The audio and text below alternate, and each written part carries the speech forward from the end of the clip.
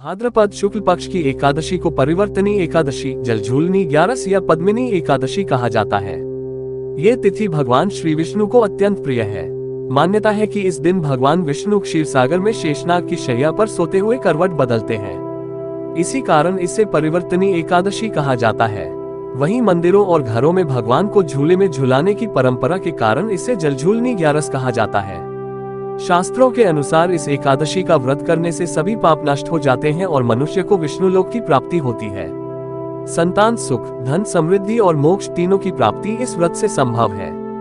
यही कारण है कि भक्त इस दिन उपवास रखते हैं, कथा सुनते हैं और भगवान को झूले में झुलाते हैं। एक बार धर्मराज युधिष्ठिर ने श्री कृष्ण से पूछा, हे जनार्दन, भाद्रपद शुक्ल पक्ष की एकादशी का क्या नाम है और इसका क्या महत्व है?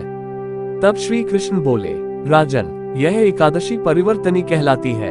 इस दिन मेरा स्वरूप शेषशायी विष्णु करवट बदलता है। इस व्रत को करने से मनुष्य समस्त पापों से मुक्त होकर मोक्ष प्राप्त करता है। पुराणों में कथा आती है कि सत्यप्रिय राजा हरिश्चंद्र ने सत्य की रक्षा में सब कुछ खो दिया था। उन्होंने राज्य, पत्नी, यहाँ तक कि अपने पुत्र को भी त्याग दिया।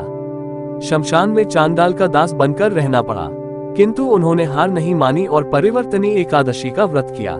इस व्रत के प्रभाव से उनके समस्त पाप मिट गए, उन्हें पुनः राजपाट मिला और उनके दुखों का अंत हो गया। इस प्रकार यह व्रत जीवन के सभी संकटों से मुक्ति दिलाता है। सुबह स्नान करके भगवान विष्णु का संकल्प लें, दिन भर उपवास रखें, कथा सुने और नामस्मरण करें। सायंकाल भगवान विष्णु की प्रतिमा या चित्र को झूले में विराजमान कर झुलाएं। दीपक जलाएं, तुलसी दल अर्पित करें और प्रसाद वितरित करें। रात्रि को जागरण करें और भजन कीर्तन करें।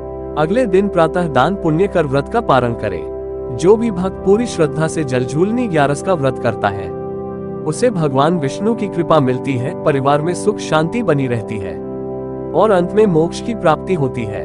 इसलिए कहा गया है, परिवर्तनी एकादशी का व्रत करने से जन्म जन्मांतर के पाप नष्ट होते हैं और जीवन सफल हो जाता है।